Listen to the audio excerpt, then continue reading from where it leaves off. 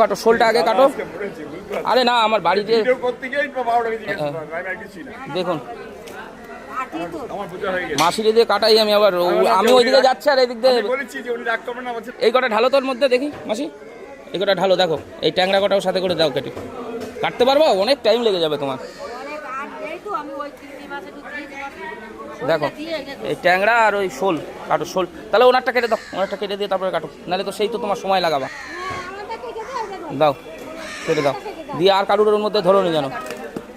হ্যাঁ তার শোলটা কেটে নিক, মাঝখান দিয়ে একটা কাজ কমে থাক, ট্যাংরা মাছ কাটতে অনেক সময় লেগে যাবে। আরে না রান্নাটা বড় বিষয়।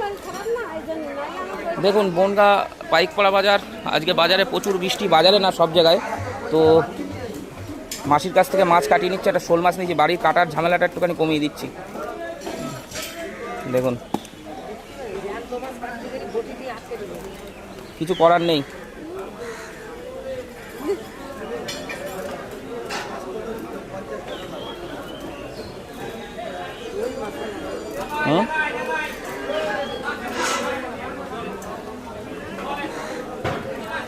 শোল মাছটা ভালো হবে না মনে হচ্ছে, এক একটা শোল হয় টেস্ট হয় না কোনো, পুরো ঘ্যাসের মতো লাগে।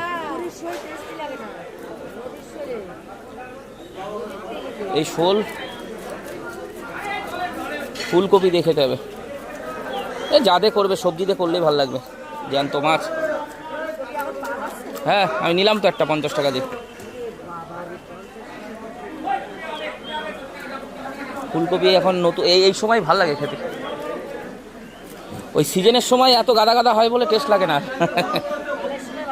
হ্যাঁ বৃষ্টির মধ্যে আজকে ভালো ইনকাম হচ্ছে ওনার, মাংস খাবে, খাসির মাংস। মেরামত করে 10 টাকা। কোন মাছ? ওই শোলটা আর ওইটা ওই দুটো 30।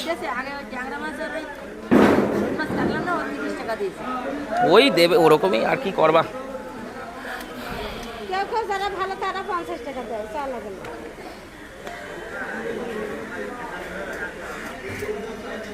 আমি দিয়ে দিই কত এক্সট্রা।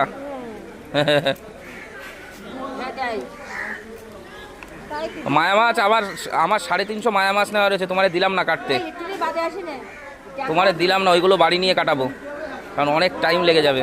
ট্যাংরা মাছটা কেন দিলাম বলো তো? ট্যাংরা মাছটা দেওয়ার কারণ হচ্ছে ওই কাটা ভর্তি তো, নাহলে বাড়িতে কাজের একজনকে রাখা হয়েছে, সে মাছ কেটে দেবে, কিন্তু উনি হয়তো মুখ দিয়ে বলবে না, এত মাছ দেখলে ওনার মাথা খারাপ।